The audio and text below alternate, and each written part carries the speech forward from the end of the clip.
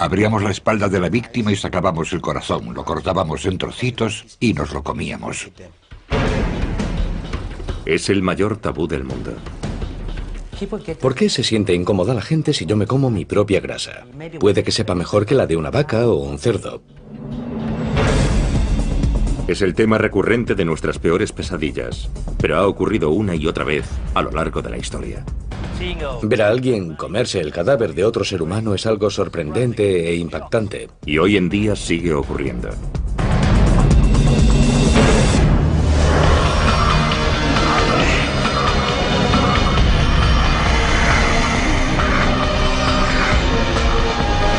Extraños rituales. Caníbales.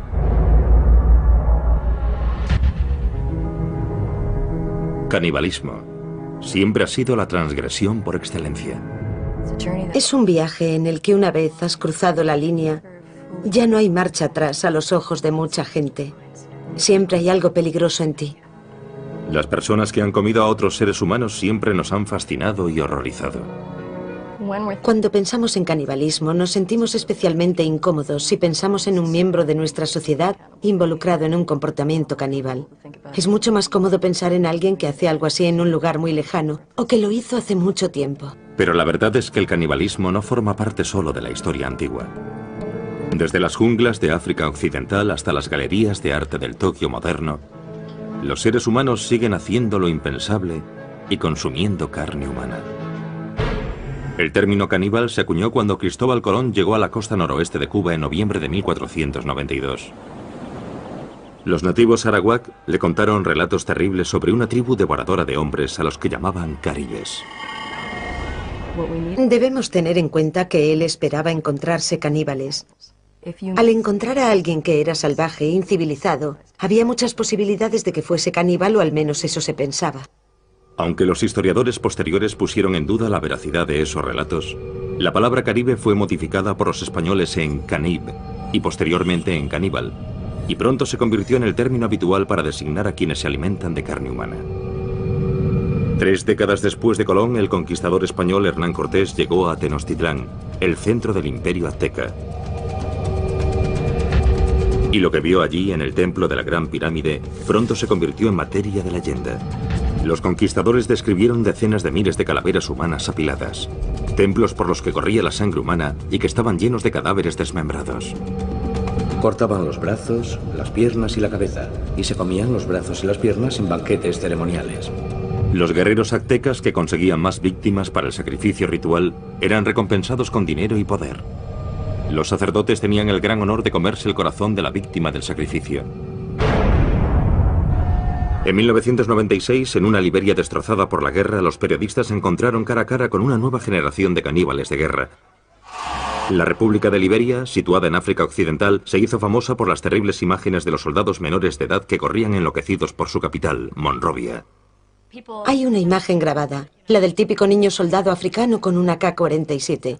Pero en realidad hoy los niños son utilizados como soldados en casi 20 países en todo el mundo. En Liberia, niños de apenas 7 años fueron obligados a alistarse en unidades militares y a cometer atrocidades increíbles, incluido canibalismo.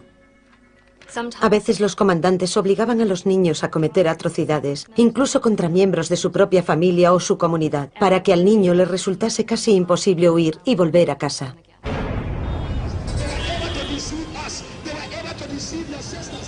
Joshua Bly era uno de los señores de la guerra más famosos de Liberia.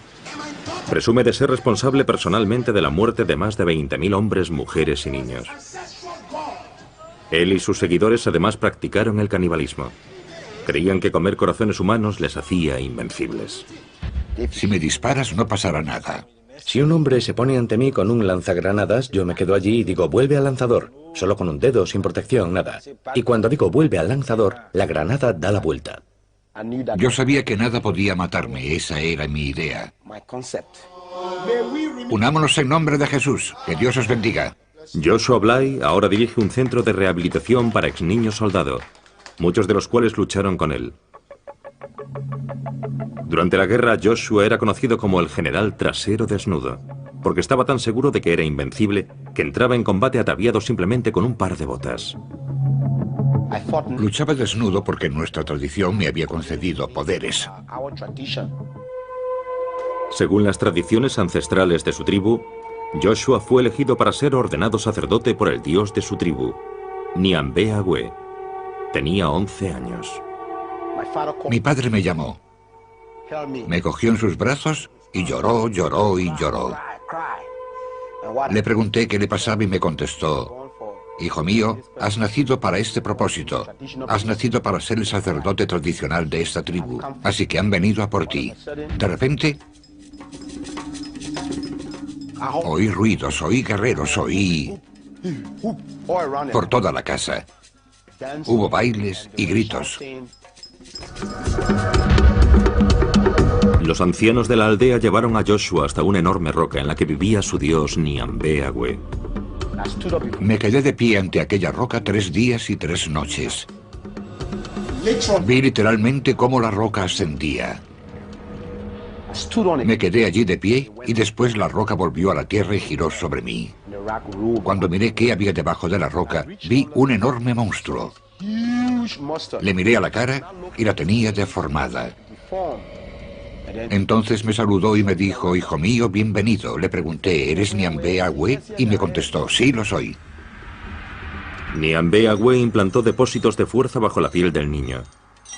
Le dijo que le darían poderes sobrenaturales para proteger a la aldea y para asegurar el éxito de sus cosechas.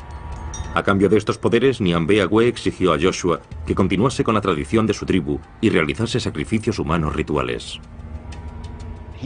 Me dijo que tenía muchos sacerdotes que no cumplían con las tradiciones y que tenía que matarlos. Se escogieron víctimas para el sacrificio entre los ancianos de la aldea, para que Joshua pudiese hacer las ofrendas tradicionales a Niambe Agüe. Yo era un hombre mágico. Era un superhombre. Más aún, cumplía un deber para con mi tribu: asegurarme de que estaban protegidos. En 1980, un miembro de la tribu de Joshua, Samuel Doe, derrocó al gobierno liberiano. El deber de Joshua como sacerdote de Doe era llevar a cabo sacrificios humanos. Los glóbulos blancos de las víctimas se usaban como pociones mágicas para asegurar el poder de Doe. El sargento mayor Samuel Canyon Doe era el presidente, así que inyectamos su fama en la mente de la gente, tomando estos glóbulos blancos y llevándolos a diferentes restaurantes y pagándole a los dueños de esos restaurantes para que los incluyesen en el menú. Así, todos los que comían en ese comedor automáticamente temían al presidente Doe. Cuando Samuel Doe fue asesinado en 1990, Joshua Bly se nombró a sí mismo general trasero desnudo y tomó el mando de una unidad de niño soldado. Fue el comienzo de los 6 años del reinado de terror de Joshua, convertido en uno de los más sangrientos señores de la guerra de Liberia. El sacerdote liberiano Joshua Bly cambió su nombre por el de general trasero desnudo cuando asumió el mando de un grupo de soldados en la guerra civil de Liberia. Pasé de ser un sacerdote a ser un guerrero tradicional. En aquella época yo tenía 14 años. Cuando conocí a Trasero Desnudo éramos 28 soldados jóvenes. Como la mayoría de los niños soldado, Sarti Bropley no decidió libremente ir a la guerra. Mi padre fue asesinado por los soldados rebeldes. Y mi madre estaba sola. Mis hermanos y hermanas eran niños. Y en aquella época, si no eras soldado, no podías salir a trabajar ni conseguir comida para tus padres, que acababan muriendo de hambre. Así fue como me metí en la guerra. Como guerrero tradicional, Joshua empleó el sacrificio humano y el canibalismo ritual para otorgar poder y proteger a sus jóvenes soldados. Nos dijo que debíamos bañarnos en sangre y beberla. Yo le dije que no podía bañarme en sangre, ni por supuesto bebérmela, que no lo había hecho nunca. Y me dijo que eso me haría poderoso si quería seguir con él, y que era la única forma de que las balas no me alcanzasen. Así que me dio su sangre. Cuando bebí aquella sangre empecé a sentirme mal, quería vomitar. Joshua disparó un arma para distraer al joven Sarti de sus náuseas. Disparó una bala al aire y me hizo valiente. Cada vez que oigo un disparo me vuelvo valiente. Y después me preguntó: ¿cómo te sientes? Le contesté que cuando disparaba mi corazón latía y que me sentía valiente, que quería luchar, y se echó a reír. Los hombres de Joshua realizaban sacrificios humanos rituales antes de cada batalla para aumentar sus poderes y ser invencibles. Es como un toquecito al poder que ya tienes. Había que activarlo para luchar. Todo el mundo tenía un día en el que debía hacer un sacrificio humano. Llegó mi momento. Me dijo, hoy sacarás tú el corazón. Abríamos la espalda de la víctima y sacábamos el corazón, lo cortábamos en trocitos y nos lo comíamos. Si éramos 15 hombres, hacíamos 15 trozos y nos los repartíamos. Y él cogía el más grande, se lo comía, y después nos daba a los demás y todos comíamos. Y bebíamos sangre y nos bañábamos con ella. Así que yo empecé a acostumbrarme. Se convirtió en una parte de mí. Entonces, cada vez que teníamos un ataque, y era un ataque importante, antes de combatir, hacíamos un sacrificio. Y si teníamos 10 ataques el mismo día, comíamos 10 corazones el mismo día. Los soldados de Joshua también mataban y se comían a sus enemigos tras la victoria. Dicen que si una persona es un guerrero, si es espiritualmente poderoso, cuando lo matas consigue su poder. Si un enemigo fuma, no nos comemos su corazón, no sirve. Los relatos de los poderes mágicos de Joshua infundían miedo a sus enemigos. Cuando yo grito, todos los que están a mi alrededor quedan hipnotizados. Cuando despierto, abro las manos y grito. Nos dispersamos porque era muy poderoso. Trasero Desnudo llegó al frente cantando una canción tribal. Tenía un hacha en la mano y yo me sentí débil. Muchas personas declararon que Joshua era capaz de hacerse invisible a voluntad. Cuando el fuego es muy intenso, a veces desaparece. Si me disparas no pasa nada, puedo desaparecer. ¿Se volvió invisible? Sí, por supuesto. En 1996, los 6 años de campaña de canibalismo y asesinato de Joshua llegaron a su fin cuando se convirtió al cristianismo. ¡Alabado sea el Señor! Actualmente Joshua está siendo investigado por crímenes de guerra por la Comisión para la Verdad y la Reconciliación de Liberia. Mis ojos se abrieron cuando me convertí al cristianismo y descubrí que Nyambea-Gwe era un fraude. He encontrado un poder mejor. Y ese poder es el nombre de Jesús. Y ese poder está en la sangre de Jesús. Jesús tomó el control de mi vida desde 1996. Les dije a los otros, mirad, yo era uno de los vuestros y he encontrado un poder mejor. Y no nos cansamos de repetir cuánto lamentamos haber causado tanto mal a esta nación. Alabado sea el Señor. Cuando Trasero Desnudo se marchó, yo me uní al grupo de operaciones especiales. Allí fumaban droga. Y si no fumas droga, no puedes hacer lo mismo que ellos. Y me encontré en el gueto. Así que un día, Trasero Desnudo entró en el barrio marginal y me encontró. Se echó a llorar y me dijo, hijo mío, ¿cuánto hacía que no te veía? Yo contesté, sí, aquí estoy. Él me dijo, Dios te ama, quiero que abandones este gueto y me sigas. Y abandoné el gueto, y desde entonces no he vuelto a tomar drogas. Pero yo me pregunto si la sangre de Dios será capaz de reconstruir esta nación. Dejadme que os diga que esta nación tiene a Dios de su parte.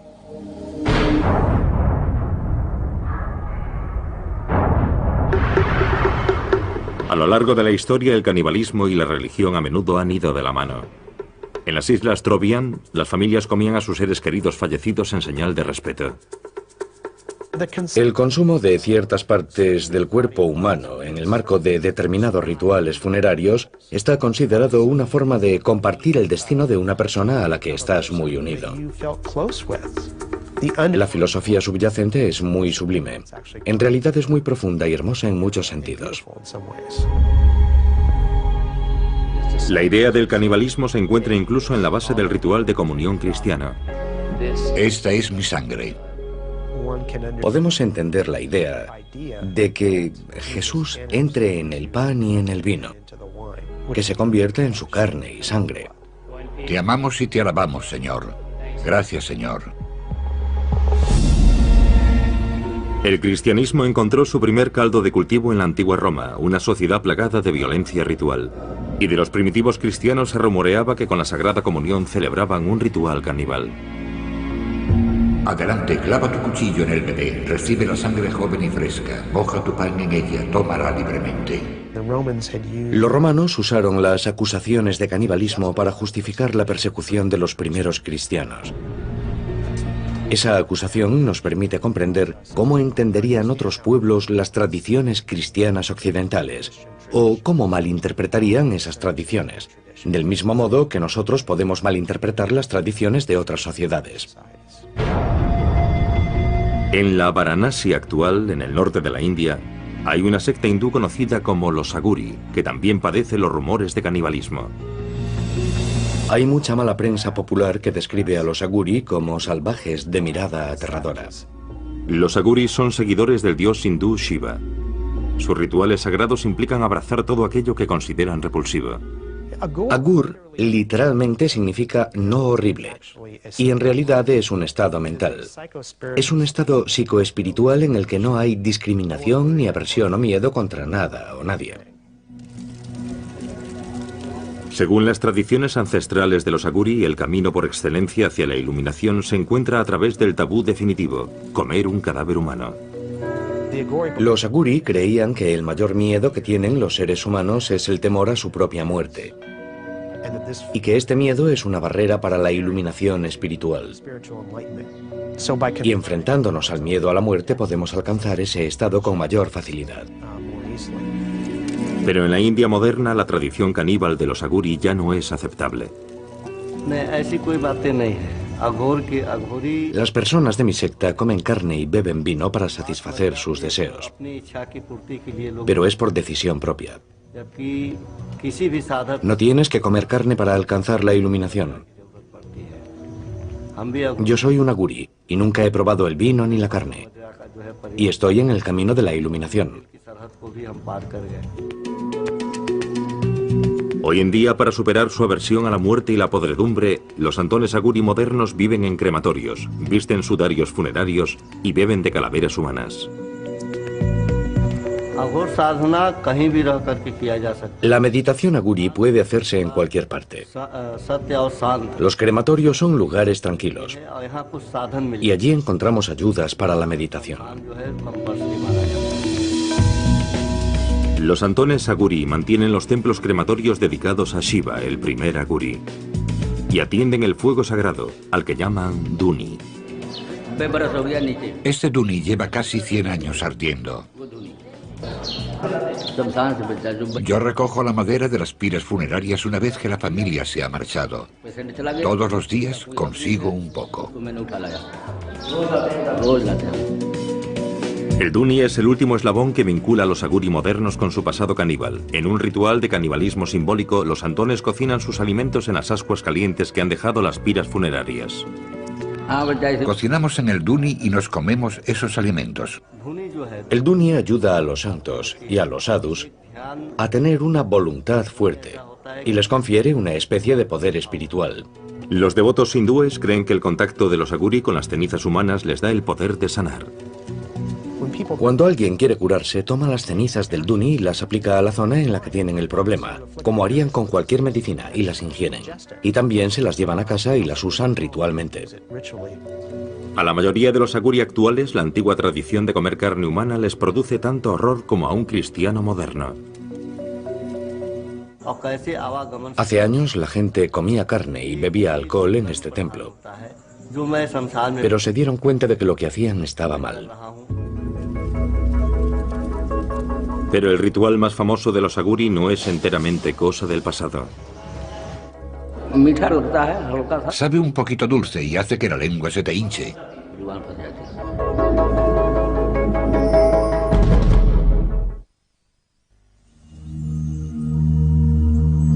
En el pasado, una antigua secta hindú conocida como los Aguri seguía una tradición de canibalismo como camino hacia la iluminación espiritual. Aunque la mayoría de los Aguri ya no practican este rito, el cineasta Sandeep Singh contactó con un santón que está a punto de llevar a cabo el ritual más sagrado de la secta y de consumir carne humana. Es un ritual secreto que se hace en aislamiento, porque en la India el canibalismo está prohibido. La gente no lo aceptaría. Sandip contactó con un grupo de monjes tradicionales aguri que viven en las afueras de Varanasi e intentó convencerlos para que le permitiesen grabar sus rituales secretos. Cuando hice mi película sobre los aguri, la secta más polémica de santones indios, por pura curiosidad, fue muy duro. Tardé casi un año en convencer a los aguri y otro año en encontrar a un aguri que fuese a practicar el canibalismo. Según la tradición ancestral aguri, solo es necesario consumir carne de un cadáver 1 o 2 veces en la vida como acto de purificación extrema. El santón de Sandip vivía a orillas del Ganges, río abajo desde Varanasi, la ciudad más sagrada para los hindúes. Dicen que el señor Shiva separó a Kashi, Varanasi, del cosmos. Por eso, si alguien muere en Kashi, se librará de la carga de sus pecados y obtendrá el moksha, que se podría traducir como la liberación, la salvación. Los hindúes acuden desde todos los rincones del mundo hasta Varanasi para incinerar a sus seres queridos a orillas del río sagrado. Primero el cadáver se sumerge en el sagrado Ganges para purificarlo, después se hace la pira con madera. A continuación se coloca el cuerpo sobre la pira. Después el cuerpo se convierte en cenizas y las cenizas son ofrecidas al Ganges. Ser quemado aquí y que sus cenizas sean arrojadas al Ganges es el mejor final que un hindú puede desear para su vida. Pero no todos los cadáveres se creman. Hay 5 tipos de personas que no se queman una vez que han muerto. Son los santones, las mujeres solteras, las mujeres embarazadas, los niños pequeños y personas que han muerto por la mordedura de una serpiente o de lepra. No han tenido una vida completa, así que no se queman. No son ofrecidos al fuego, sino que son entregados al Ganges como ofrenda. Los monjes aguri de Sandip esperaron día tras día a orillas del Ganges a que apareciese uno de esos cadáveres. Esperamos 3 meses y medio, 90 días, a que los aguri encontrasen un cadáver. Encontraron un cadáver flotando en el Ganges y lo sacaron del río. Y lo llevaron al lugar en el que rezan sus oraciones. Primero le ofreció flores al cadáver. Después lo lavó con agua del Ganges. Después se sentó sobre el cadáver para meditar. Y por último, cortó una parte del cadáver, de la zona del brazo, y empezó a comer.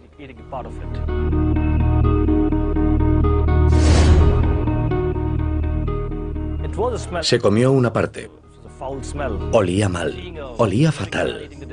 Ver a alguien comerse un cadáver de otro ser humano es algo sorprendente e impactante. Algo que a mí personalmente no me gustó. Pero después lo comprendí, cuando supe la lógica y las razones que estaban tras ese ritual.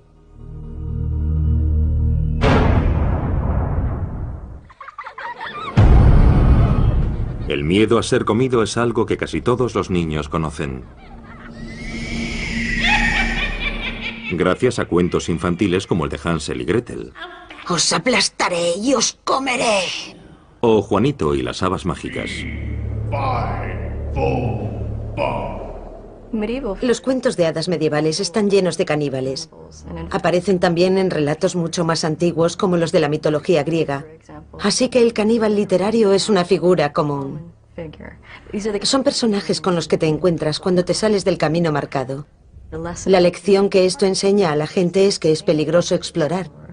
Es peligroso salirse de los límites de tu sociedad. Pero para algunas personas el caníbal que acecha en los bosques se ha convertido en una parte de su vida de fantasía. Muchas personas de diferentes culturas han relacionado el impulso sexual y el amor romántico con la comida y el acto de comer. Los enamorados suelen usar términos relacionados con el apetito como quiero comerte, estás buenísimo, o te comería enterito.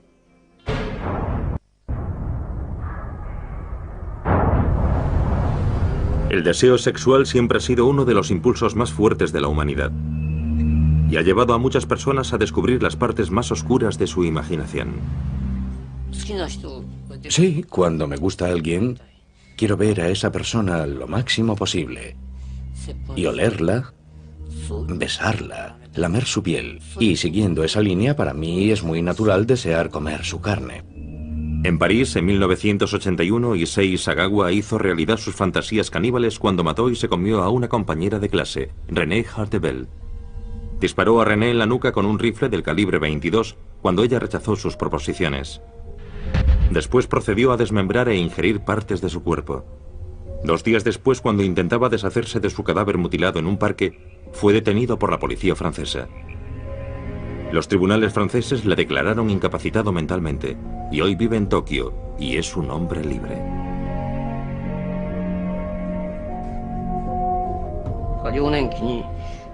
En mi infancia tuve una pesadilla. Mis padres servían a mi hermano pequeño en una olla y se lo comían.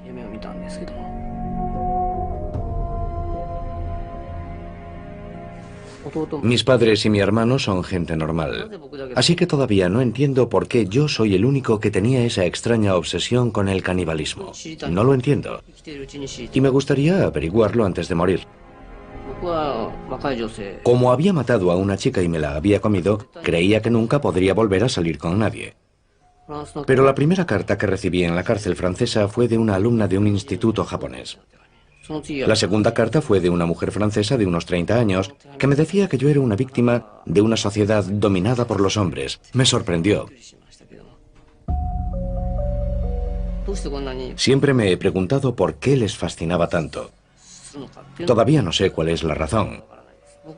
Si yo no fuese un criminal, sino una persona normal, nunca me acercaría a un criminal como yo. Issei ha sido protagonista de programas de televisión, reportajes de prensa, páginas web y canciones de rock. Pero a pesar de la fascinación de la opinión pública con su crimen, en su vida diaria Issei es tratado como un proscrito. Incluso en mi propio barrio, cuando la gente se entera de quién soy, me ignoran completamente si los saludo por la calle. Es un odio total. Sé que es algo natural, pero sigue siendo duro. Por supuesto, antes de pensar en mi vida, debo pensar en René y en su familia. Ellos sufren un dolor terrible. Si yo me encontrase en su lugar, si mi hija hubiera sido devorada por un hombre pequeño y de cara amarilla, creo que realmente no podría soportarlo. Incapaz de encontrar trabajo, Issei dedica sus días a explorar su obsesión por el cuerpo femenino en sus dibujos y pinturas. Desde muy joven, siempre me he sentido atraído por las mujeres occidentales. Y todo comenzó con Grace Kelly.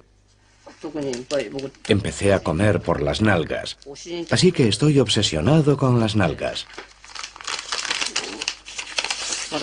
Vi una foto como esta y no pude resistirme a dibujarla. Prefiero las nalgas a los pechos, pero estos me parecieron bonitos, así que los dibujé. A la hora de comer, los pechos son todo grasa y realmente no son comestibles. Esta es la señorita Aya Ueto. Es muy popular últimamente. No solo quiero comérmela, sino que creo que es una actriz con muchísimo talento. Y todavía es joven. Más de 20 años después de que su crimen conmoviese al mundo, Issei se ha hecho famoso entre un público completamente nuevo, a través de una exposición en una galería de arte.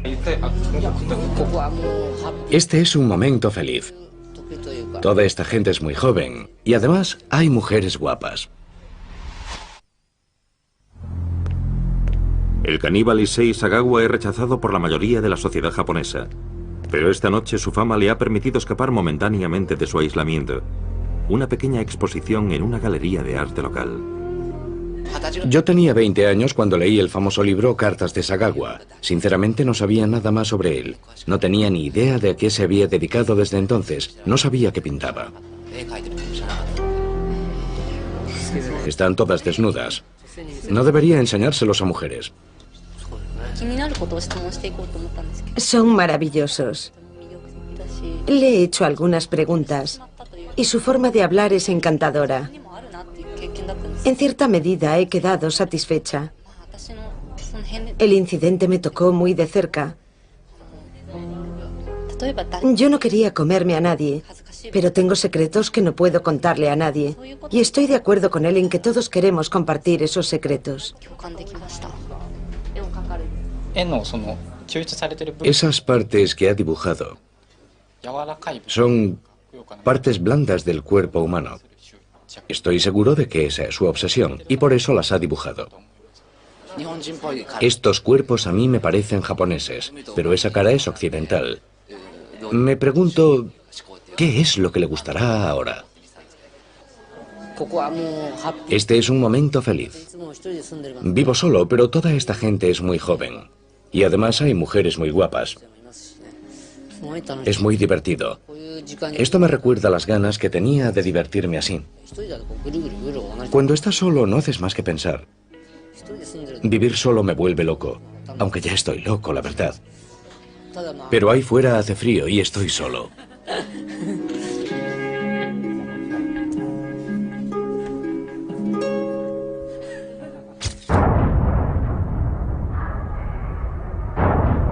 Los seres humanos se han sentado cómodamente en lo alto de la cadena alimenticia durante siglos. Así que es natural que uno de los mayores tabúes que rodean al canibalismo sea nuestro miedo a convertirnos en una fuente de alimento.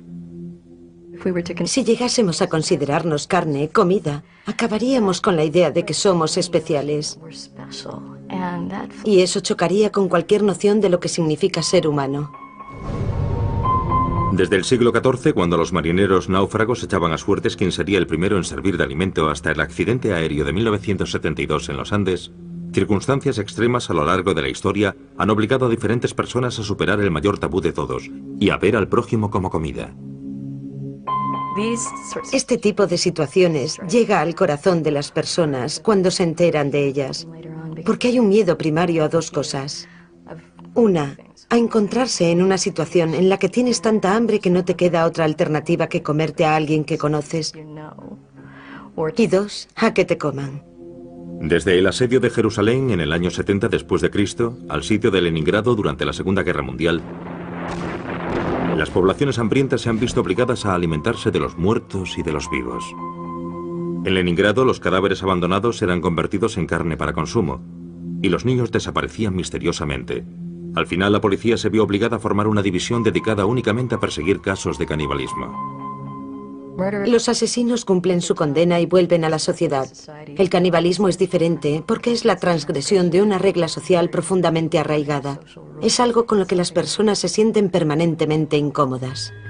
En la década de 1840, en el oeste americano, el famoso grupo de inmigrantes conocido como Donner Party recurrió al canibalismo al quedar atrapado en la nieve, en las montañas de Sierra Nevada.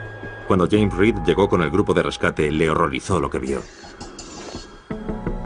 Sus camaradas supervivientes, rodeados por los restos de su atroz festín, parecían más demonios que seres humanos. Estos inmigrantes atrapados en la nieve intentaron por todos los medios evitar canibalizar a sus muertos. Estas personas hambrientas llegaron a describir cómo comían en platos de porcelana y usaban cuchillos y tenedores para mantener cierta apariencia de civilización. La gente está más cómoda si ve a los caníbales como salvajes, porque nadie quiere pensar que sería capaz de entregarse a ese tipo de comportamiento.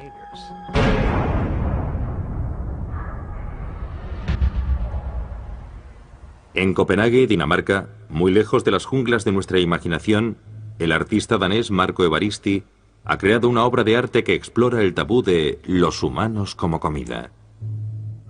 El arte hoy es una especie de experimento científico, especialmente si mis obras hacen pensar.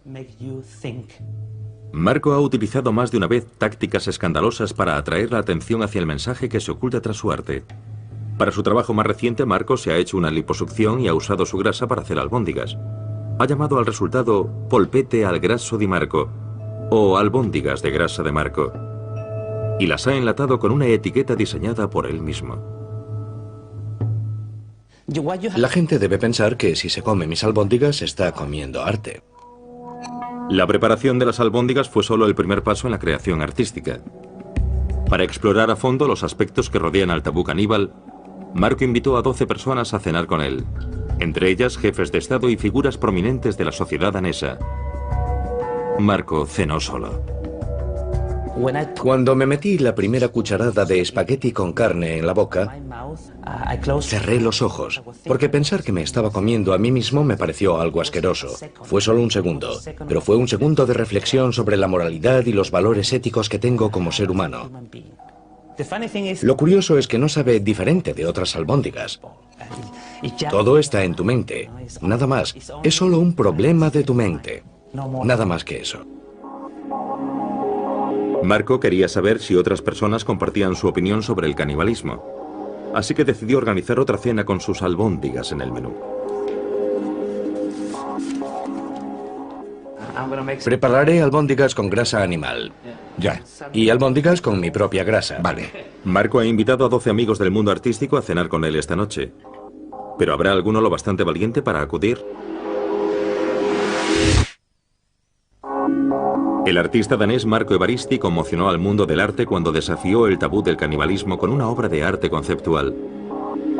Se hizo una liposucción para retirarse grasa y la usó para hacer albóndigas. Esta noche completa su obra de arte organizando una cena en la que él mismo es el plato principal del menú. Creo que todo se debe a la moralidad y a los valores éticos. ¿Por qué se siente incómoda la gente si yo me como mi propia grasa? Puede que sepa mejor que la de una vaca o un cerdo. Marco preparará 2 platos de albóndigas diferentes para que sus invitados puedan decidir si quieren convertirse en caníbales o no. Lo curioso es que ahora mismo estoy tocando la carne real, sin mi grasa, y no siento nada. Es como un objeto muerto. Pero si me acerco aquí, es diferente. No sé por qué. En realidad es lo mismo. Pero es mi conciencia. Mi adoctrinamiento sobre la carne humana o sobre la grasa humana. Bueno, le pondré más ingredientes porque voy a vomitar.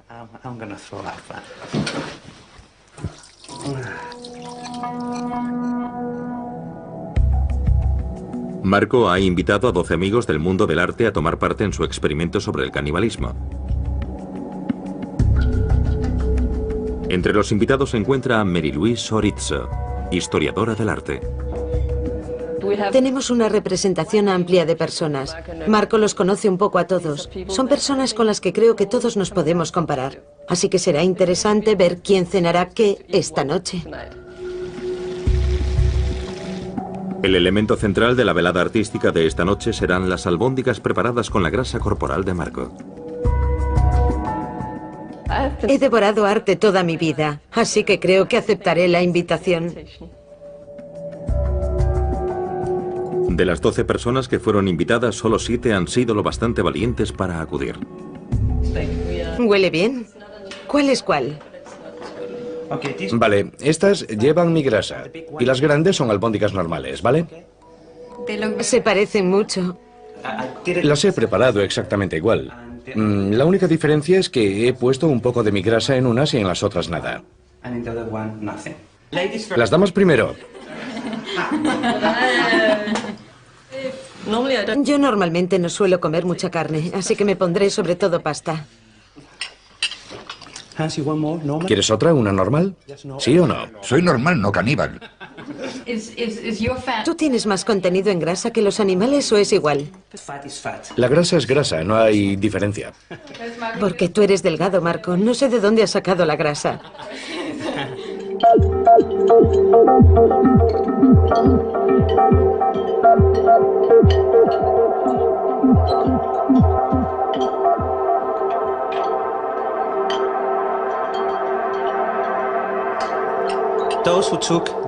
Los que habéis tomado albóndigas con mi grasa deberíais probar una de las otras e intentar explicar la diferencia que hay entre ellas. Creo que es un buen experimento. ¿Notáis la diferencia? ¿Sí? Yo no. Yo creo que esta tiene más sabor que la otra. Tal vez es porque fumas. Al final, solo 4 de los amigos de Marco decidieron convertirse en caníbales. Sabe diferente. Seguro. Si piensas en todo lo que comes cada día, vacas, cerdos y pollos, no puede ser tan horrible. Antes de venir tenía clarísimo que no comería su grasa porque me parecía un asco. Pero cambié de opinión cuando vi la comida. Porque el aspecto que tiene la comida es muy importante. Quiero decir que también comemos con los ojos. No se trata del sabor, no se trata de lo que ha pasado aquí, sino de lo que la gente piense de esto. Y no es como si fuésemos a comernos su pierna o a matarlo para comérnoslo. Solo es material sobrante que ha eliminado de su cuerpo, así que no tengo ningún problema al respecto. Sabe a albóndiga normal. Para los demás, la idea de ingerir carne humana se convirtió en un tabú insuperable. Antes de venir aquí pensé, yo no soy caníbal, no puedo comer esto. Es un asco ya solo la idea de pensarlo. Yo no quería hacerlo. Por supuesto podría comérmela, pero no me gusta la idea de comerme a otra persona. No, nunca lo haría. Creo que he tenido demasiadas experiencias visuales. Hoy he visto demasiadas fotos de liposucciones y esa es la imagen que me ha venido a la mente. En condiciones extremas lo haría, pero aquí puedo elegir y creo que se lo dejaré a los demás. Hablamos de diferencias culturales, de si alguien debería comer algo o no debería comerlo para sobrevivir, y sobre arte. Creo que con esto la gente pensará un poco más, y la próxima vez que vayan al supermercado quizás sean más conscientes de lo que se llevan del supermercado. El canibalismo ejerce una fascinación especial sobre nuestra sociedad, porque es uno de los últimos tabúes. Es una de las últimas zonas prohibidas. Nos cautiva porque siempre encontramos fascinante lo prohibido. Desde que la humanidad existe, el canibalismo nos ha fascinado y espeluznado a la vez. ¿Seguiremos contemplando con horror a quienes recurren al canibalismo para obtener placer sexual, poder militar Cuando era pequeño, e inspiración espiritual?